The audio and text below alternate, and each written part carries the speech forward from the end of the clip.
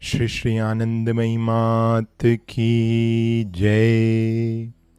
Someone was reading out a poem of his own creation. It began with a conversation between Shiva and Parvati. Parvati wanted to know whether all people who die at Kashi would be liberated then and there. No, was Shankara's reply. Not all. Only bhaktas who possess firm, unflinching faith. Now the question arose as to what was the criterion for firm, unflinching faith. For it is by no means always possible to judge of the depths of a person's faith by outward appearances. In order to test people's faith, Shiva and Parvati in disguise went to Manikarnika Ghat. Parvati sat down on the steps with her dead husband lying across her lap. In pitiful words, she begged every passerby to bring her some firewood for her husband's cremation. Many people, deeply moved by the sight of the poor widow and her dead husband, were only too eager to comply with her request. But, said Parvati, there is one condition. Before my husband passed away, he voiced the express wish that the firewood should be supplied only by man entirely free of sin. I am therefore in duty bound to ask this great kindness only from those of you who are not guilty of even a minor sin. On hearing this, not a single person was prepared to fetch the firewood, for none could deem himself completely free of sin. Just then, a man who had come to bathe in the Ganga approached. He was not only a drunkard, but he indulged in other vices as well. As soon as he came to know of Parvati's request, he exclaimed, "What is there so difficult about it? Just wait a moment, till I have had my bath in the Ganga."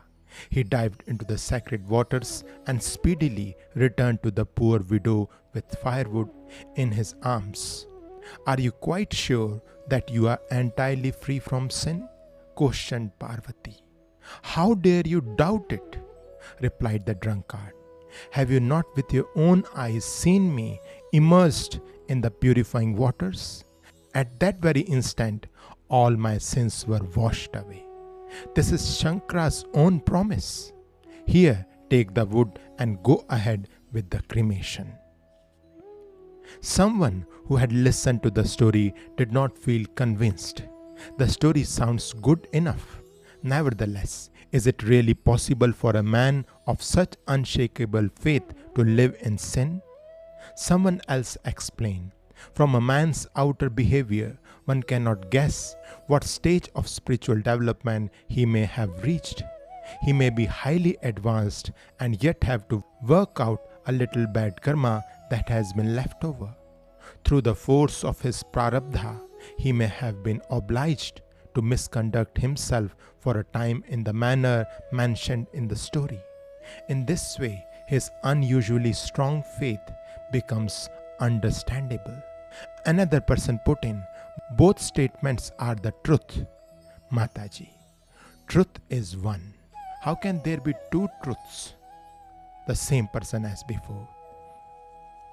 "Whatever anyone perceives from his own standpoint is for him the truth, Mataji.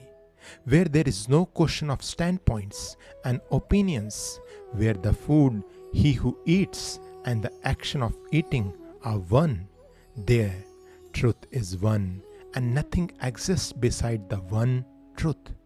But where something is, it is due to the veil of ignorance. At the very instant of enlightenment, this veil will be rent, and all ignorance and sin, however grave or manifold, will be burnt up. In such a state, wrong action cannot occur. Yet, there is another thing to be said. A man may have accumulated a great deal of merit and yet have to work out a tiny little bit of karma." Shri Anandamayi Ma ki Jai.